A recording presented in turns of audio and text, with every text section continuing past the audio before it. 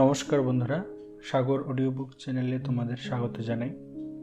আজকে যে বিষয়টি পড়ব সেই প্রবন্ধের নাম হারিয়ে যাওয়া কালিকলম। প্রাবন্ধিক শ্রীপান্থ। কথায় বলে কালিকলম মন লেখে তিনজন, কিন্তু কলম কোথায়? আমি যেখানে কাজ করি সেটা লেখালেখির আপিস, সবাই এখানে লেখক, কিন্তু আমি ছাড়া কারো হাতে কলম নেই। সকলের সামনেই চৌকো আয়নার মতো একটা কাচের স্ক্রিন বা পর্দা, আর তার নিচে টাইপরাইটারের মতো একটা কিবোর্ড। প্রতিটি বোতামে ছাপা রয়েছে একটি করে হরফ। লেখকরা অনবরত তা দিয়ে লিখে চলছেন, মাঝে মাঝে লেখা থামিয়ে তাকাচ্ছেন সেই পর্দার দিকে। যা ইতিমধ্যে লেখা হয়েছে তাই ফুটে উঠেছে পর্দায়। আমি যা লিখি ওরা ভালোবেসে আমার লেখাকেও এভাবে ছাপার জন্য তৈরি করে দেয়। একদিন যদি কোনো কারণে কলম নিয়ে যেতে ভুলে যাই তবেই বিপদ। কলম, কারোর সঙ্গে কলম নেই।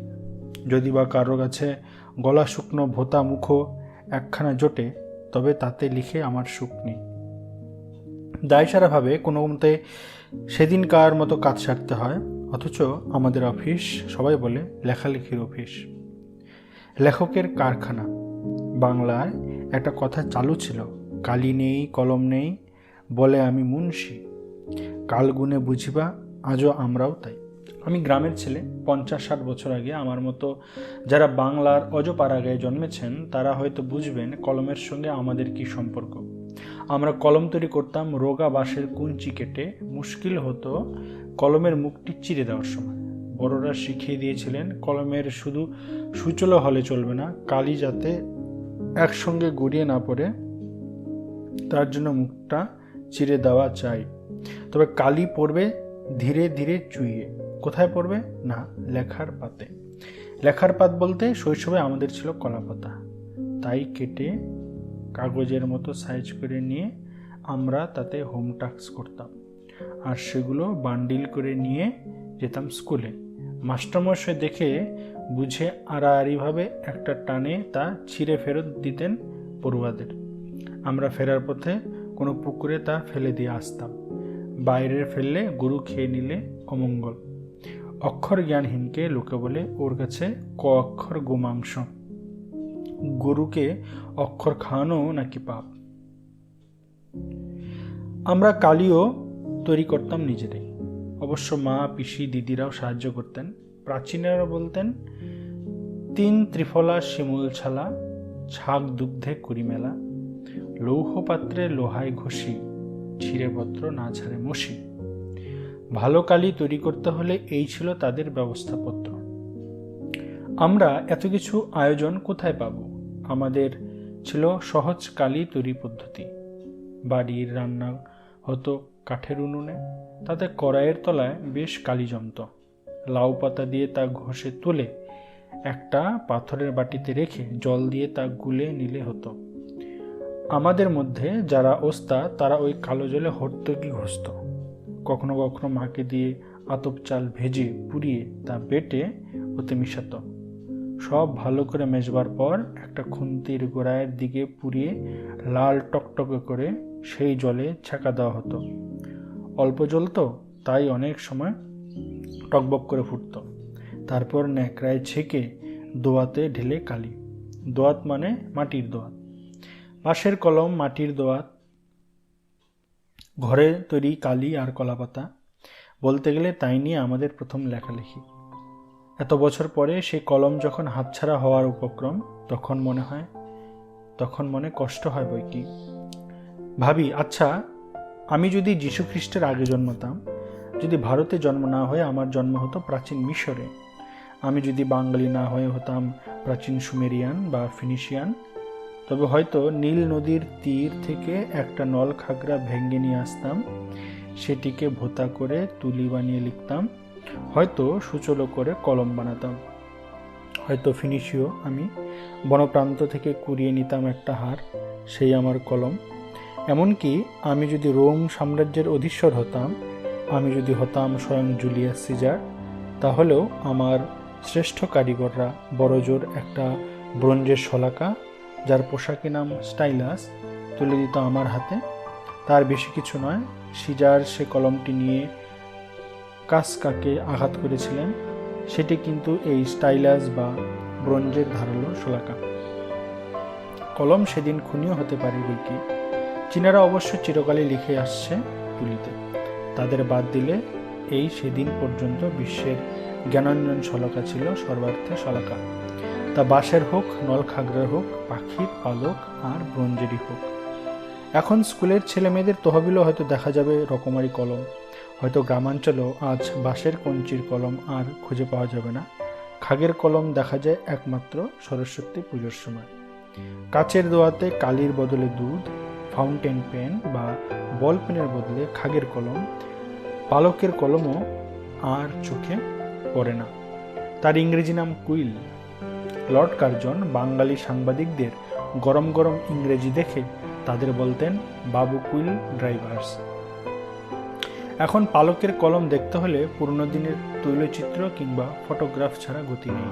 উইলিয়াম জোন্স কিংবা কিরি সাহেবের সমুন্সী ছবিতে দেখা যায় সামনে তাদের রোয়াতে গোজা পালকের কলম। এক পালক কেটে কলম তৈরির জন্য সাহেবরা ছোট্ট একটা যন্ত্র বের করেছিলেন। যন্ত্রটা এক ধরনের পেন্সিল শার্পনারের মতো, তাতেও রয়েছে ধারালো ব্লেড। পালক ঢুকিয়ে চাপ দিলেই ব্যাস তৈরি হয়ে গেল কলম। পালকের কলম তো দূরস্থান, দোয়াতে কলমই বা আজ কোথায়? কোনো কোনো অফিসে দেখা যায় টেবিলের উপরে সাজানো রয়েছে দোয়াত কলম, কিন্তু সেসব ফাঁকি মাত্র। ওই কলম দুটি আসলে ছদ্মবেশী বল পেন মাত্র। তাকে আবার কেউ কেউ বলে ডট পেন। কিছুকাল আগে একজন বিদেশি সাংবাদিক লিখেছিলেন, কলকাতার চৌরাঙ্গীর পথে গিজগিজ করছে ফেরিওয়ালা। তাদের প্রতি 3 জনের মধ্যে একজনের পেশা কলম বিক্রি। এক হাতে 10 কলমধারী ফেরিওয়ালা কিন্তু এখনও দেখা যায়, সস্তার চূড়ান্ত। ফলে প্রত্যেকের পকেটে কলম। শুধু কি পকেটে? পণ্ডিত মশাইয়ের কলম খ্যাত ছিল কানে গুজে রাখার জন্য। দার্শনিক তাকেই বলি যিনি কানে কলম গুজে দুনিয়া খোঁজেন। ছোটবেলায় একজন দারোগা বাবুকে দেখেছিলাম যার কলম ছিল পায়ের মোজায় গোজা। আজকাল কোনো কোনো অতি আধুনিক ছেলেকে দেখি যাদের কলম বুক পকেটে নয়, কাঁধের ছোট্ট পকেটে সাজানো। কেউ কেউ অবশ্য চুলেও কলম ধারণ করেন। সেটা অবশ্য ইচ্ছাকৃত নয়, ভিড়ের ট্রামে বাসে যাতায়াতের ফল। মহিলা যাত্রী ট্রাম থেকে নামছেন, কে একজন চেঁচিয়ে উঠল, ও দিদি, আপনার খোপায় কলম। বিস্ফোরণ, কলম বিস্ফোরণ। একসময় বলা হতো কলমে কায়স্থ চিনি, গোফেতে রাজপুত। এখন কলম বা গোফ কোনো কিছু আর বিশেষ কারো নয়। কালীর অক্ষরও নাইকো পেটে, চণ্ডী পড়েন কালীঘাটে। এখনকার পেটে কত অক্ষর তা নিয়ে যাদের ভাবনা তার ভাবুন। আমরা শুধু জানি দেশে সবাই স্বাক্ষর না হলেও কলম এখন সার্বজনীন। সত্যি বলতে কি, কলম এখন এতই সস্তা এবং এতই সর্বভোগ্য হয়ে গেছে যে পকেট মারাও এখন আর কলম নিয়ে হাত সাফের খেলা দেখায় না। কলম তাদের কাছে আজ অস্পৃশ্য। পণ্ডিতরা বলেন কলমের দুনিয়ায় যা সত্যিকারের বিপ্লব ঘটায় তা ফাউন্টেন পেন। এককালে বাংলায় তাকে বলা হতো ঝর্ণা কলম। নামটা রবীন্দ্রনাথের দেওয়াও হতে পারে।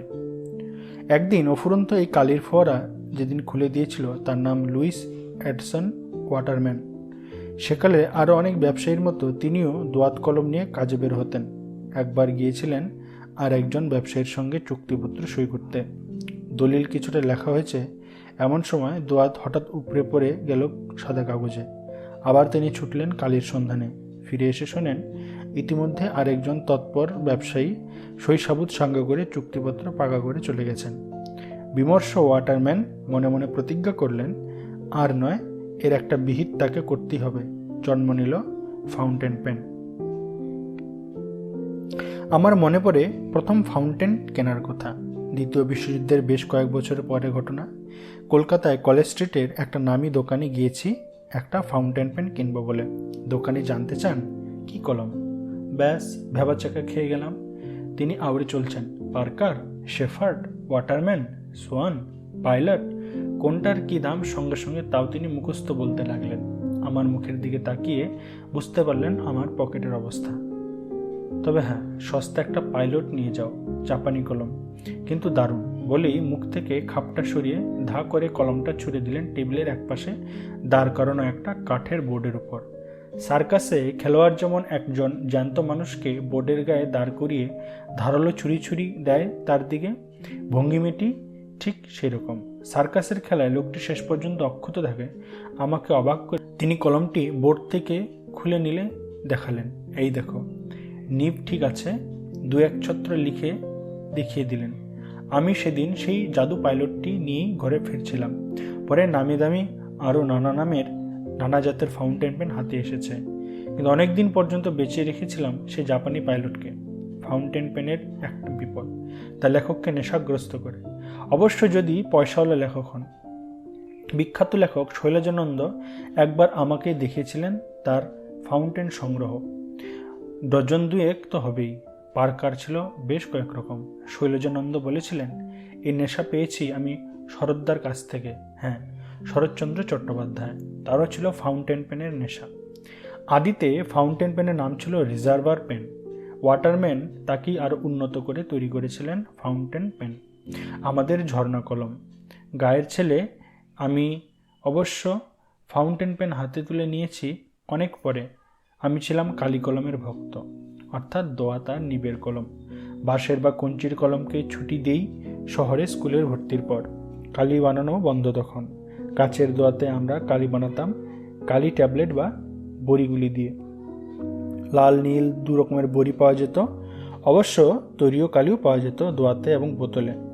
তাহাদের বাহারি নাম সব, কাজল কালি, সুলেখা ইত্যাদি। বিদেশি কালিও পাওয়া যেত, তবে তা প্রধানত ফাউন্টেন পেনের জন্য। নিব এবং হ্যান্ডেল ছিল রকমারি। সুচালু নিবে মুখের নিবের মতো ছিল, চওড়া মুখের নিব, যার যেমনটি চাই। হ্যাঁ, বিদেশে উন্নত ধরনের নিবও বের হয়ে গেছিল এক সময়। সেসব গরুর শিং নয়তো কচ্ছপের খোল কেটে তৈরি, খুবই টেকসই। পালকের কলম তাড়াতাড়ি বোতা হয়ে যায়, তাই এই ব্যবস্থা। কখনো বা শিংয়ের নিবের মুখে বসানো হতো হিরে। ফাউন্টেন পেনের প্লাটিনাম, সোনা এসব দিয়ে মুড়ে তাকে আরও দামি আরও পোক্ত করা হতো। এসবে করে রকমারি চেহারার সস্তা দামি ফাউন্টেন পেন বাজারে ছেড়ে ক্রমে হুটিয়ে দেওয়া হতো দোয়াত আর কলমকে। আমরা যখন কলেজে পড়ছি তখন বলতে গেলে সব পড়ুয়ার পকেটেই ফাউন্টেন পেন, কঞ্চির কলম, খাগের কলম, পালকের কলম সব উধাও।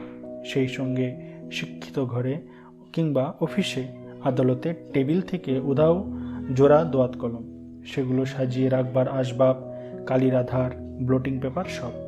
এক সময়ে লেখা শুকনো হতো বালি দিয়ে, পরে ব্লটিং পেপারে, সব মিলিয়ে লেখালেখি রীতিমতো ছোটোখাটো একটা অনুষ্ঠান। দোয়াতে যে কত রকম হতে পারে না দেখলে বিশ্বাস করা শক্ত। কাচের, কাঠের গ্লাসের, পোর্সেলিনের, শ্বেতপাথরের, জেডের, পিতলের, ব্রোঞ্জের, ভেড়ার শিংয়ের, এমনকি সোনারও। গ্রামে কেউ দু একটা পাশ দিতে পারলে বুড়ো বুড়িরা আশীর্বাদ করতেন, বেঁচে থাকো বাছা, তোমার সোনার দোয়াত কলম হোক। সোনার দোয়াত কলম যে সত্যি হতো তা জেনেছিলাম শুভ ঠাকুরের বিখ্যাত দোয়াত সংগ্রহ দেখতে গিয়ে। সাহিত্য এবং ইতিহাসের নানা চরিত্র পর্যন্ত যোগ করা ছিল কোনো কোনো দোয়াতে। অবাক হয়ে সেদিন মনে মনে ভাবছিলাম, এইসব দোয়াতের কালি দিই না শেক্সপিয়ার, দান্তে, মিল্টন, কালিদাস, ভগবতী, কাশিরাম দাস, কৃত্তিবাস থেকে রবীন্দ্রনাথ, বঙ্কিমচন্দ্র, শরৎচন্দ্র সব অমর রচনা লিখে গেছেন। হায়, কোথায় গেল সেসব দিন! এখন ফাউন্টেন পেন, ক্রমে তাও বুঝিবা যায়। এখন বল পেন বা ডট পেন, এক রোগা লিকলিকে রিফিলে কে কতদূর পৌঁছতে পারে তা নিয়ে তার গর্ব। ফাউন্টেন পেনও অবশ্য কম যায় না। একটা বিদেশি কাগজে ফাউন্টেনের বিজ্ঞাপনে দেখছিলাম ওদের তহবিলে নাকি রয়েছে 700 রকমের নিব।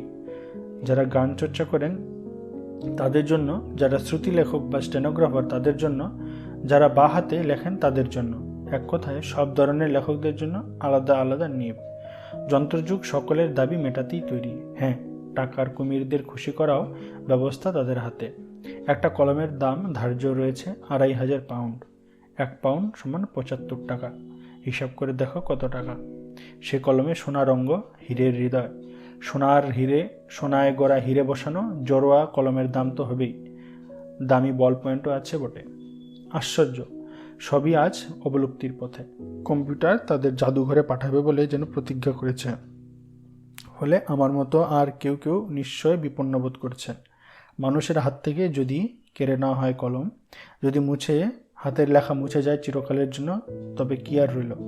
বঙ্কিমচন্দ্র লিখেছিলেন, লাঠি তোমার দিন ফুরাইছে। লাঠি তোমার দিন ফুরাইয়াছে, কলমের দিনও কি ফুরালো? হতে পারে, কিন্তু ইতিহাসের ঠাঁই কিন্তু তার পাকা। যারা ওস্তাদ কলমবাজ তাদের বলা হতো ক্যালিগ্রাফিস্ট বা লিপিকুশলী। মুঘল দরবারে একদিন তাদের কত না খাতির, কত না সম্মান। শুধু মুঘল কেন, বিশ্বময় সব দরবারই। আমাদের এই বাংলার মুলুকেও রাজা জমিদার লিপিকুশলীদের গুণী বলে সম্মান করতেন, তাদের ভরণ পোষণের ব্যবস্থা করতেন। সাধারণ গৃহস্থ লিপিকরদের ডেকে পুঁথি নকল করাতেন। এখনও পুঁথি দেখলে চোখ জুড়ে যায়। সমানি সম শীর্ষানি ঘনানি বিরলানি চ, সব অক্ষর সমান, প্রতিটি ছত্র সুশৃঙ্খল পরিচ্ছন্ন। এক একজনের যাকে বলা হতো মুক্তোর মতো হস্তাক্ষর। অথচ কত সামান্যই না রোজগার করতেন ওরা। 4 খণ্ড রামায়ণের কপি করে একজন লেখক অষ্টাদশ শতকে পেয়েছিল নগদ 60 টাকা, কিছু কাপড় আর মিঠাই। এক সাহেব লিখে গেছেন 19 শতকে 12 আনা 32,000 অক্ষর লেখানো যেত। তবু পুঁথির কত না মাহাত্ম্য, তাকে ঘিরে লিপিকরের কত না গর্ব।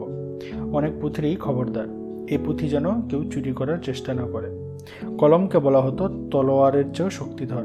ফাউন্টেন পেনও হয়তো আভাসী ইঙ্গিতে তাই বলতে চায়, কেননা অনুষঙ্গ হিসাবে ব্যারল, কার্টিস এসব শব্দ শোনা যায়, কিন্তু কদাচিৎ বারুদের গন্ধ কানে পৌঁছায়। অন্যদিকে ইতিহাসে কিন্তু অনেক পালকের কলমধারীকে সত্যি কখনো কখনো তরোয়ালের হাতে লড়াই করতে হয়েছে ক্রূর কিংবা মিথ্যাচারী প্রতিপক্ষের সঙ্গে। কলকাতার ইতিহাসেও এই ধরনের ডুয়েল বা দ্বৈরথের কাহিনী রয়েছে। সুতরাং যখন দেখি এত পরিবর্তনের মধ্যেও কেউ কলম আঁকড়ে পড়ে আছে, তখন বেশ ভালো লাগে। ভাবতে ভালো লাগে আমাদের কালের অধিকাংশ লেখকই এখনও কলমে লেখেন। অনেক ধরে ধরে টাইপরাইটারে লিখে গেছেন মাত্র কয়েকজন, তিনি অন্নদাশঙ্কর। গত বছরে কবি সুভাষ মুখোপাধ্যায়ও টাইপরাইটার ধরেছেন। অন্যরা প্রায় সবই লিখেছেন কলমে, অবশ্য ফাউন্টেন পেন কিংবা বল পেনে। সম্ভবত শেষ পর্যন্ত নিবের কলমের মান মর্যাদা বাঁচিয়ে রেখেছিলেন একমাত্র সত্যজিৎ রায়। তার অনেক সুন্দর সুন্দর নেশার একটি ছিল লিপিশিল্প। তার হাতের লেখার কুশলতার সঙ্গে অন্যান্য শিল্পকর্মের সম্পর্ক থাকা খুবই সম্ভব। কে না জানেন রবীন্দ্রনাথ বেশি বয়সে যে চিত্রশিল্পী হিসাবে বিশ্বময় সম্মানিত হয়েছিলেন, তার সূচনা কিন্তু হাতে লেখা পাণ্ডুলিপির পাতায়। অক্ষর কাটাকুটি করতে গিয়ে আনমনে রচিত হয়েছে ছন্দবদ্ধ সাদা কালো ছবি। কম্পিউটারও নাকি ছবি আঁকতে পারে, কিন্তু সে ছবি কতখানি যন্ত্রের আর কতখানি শিল্পীর। আমি কালিখেকো কলমের ভক্ত বটে, কিন্তু তাই বলে ফাউন্টেন পেন বা বল পেনের সঙ্গে আমার কোনো বিবাদ নেই। কেননা ইতিমধ্যে বল পেনের কাছে আত্মসমর্পণ করে বসে আছি আমি। মনে মনে সেই ফরাসি কবির মতো বলেছি, তুমি সবল, আমি দুর্বল, তুমি সাহসী, আমি ভীরু। তবু যদি আমাকে হত্যা করতে চাও, আচ্ছা তবে তাই হোক, ধরে নাও আমি মৃত। হ্যাঁ, একবার অন্তত নিবের কলমকে দেখা গেছে খুনির ভূমিকায়। অসাধারণ লেখক, তোমার আমার সকলের প্রিয় কঙ্কাবতী ডমরুধর এর স্বনামধন্য লেখক ত্রৈলোক্যনাথ মুখোপাধ্যায় মারা গিয়েছিলেন নিজের হাতের কলমে, হঠাৎ অসাবধানতাবশত বুকে ফুটে গিয়ে। সেই আঘাতেই পরিণতি নাকি তার মৃত্যু। সমাপ্ত। প্রাবন্ধিক পরিচয়। শ্রীপান্থ, লেখাপড়া ময়মনসিংহ আর কলকাতায়, প্রকৃত নাম নিখিল সরকার। শ্রীপান্থ তার ছদ্মনাম। তরুণ বয়স থেকেই সাংবাদিকতার সঙ্গে যুক্ত। চাকরি করেছেন আনন্দবাজার পত্রিকার সম্পাদকীয় বিভাগে। সাংবাদিকতার পাশাপাশি দীর্ঘদিন গভীর গবেষণা করেছেন। তার গবেষণার বিষয় সামাজিক ইতিহাস, বিশেষত কলকাতার সমাজ ও সংস্কৃতি। দেবদাসী, ঠগী, হারেম ইত্যাদি বইয়ের সঙ্গে উল্লেখযোগ্য কলকাতা বিষয়ক বইগুলো আজব নগরী, শ্রীপান্থের কলকাতা, যখন ছাপাখানা এলো, মহন্ত এলোকেশে সংবাদ, কেবায়ত মেয়ে, মিটিয়া বুরুজের নবাব, বটতলা, কলকাতা, বাংলা মূলিকে প্রথম ধাতব হরফে ছাপা বই হেলহেডের a grammar of the Bengal ল্যাঙ্গুয়েজের সাম্প্রতিক একটা সংস্করণের দীর্ঘ ভূমিকা তিনি লিখেছেন। বন্ধুরা, অডিওটি যদি তোমাদের ভালো লেগে থাকে তাহলে অবশ্যই লাইক ও শেয়ার করো। দেখা হবে পরবর্তী অডিওতে। ধন্যবাদ।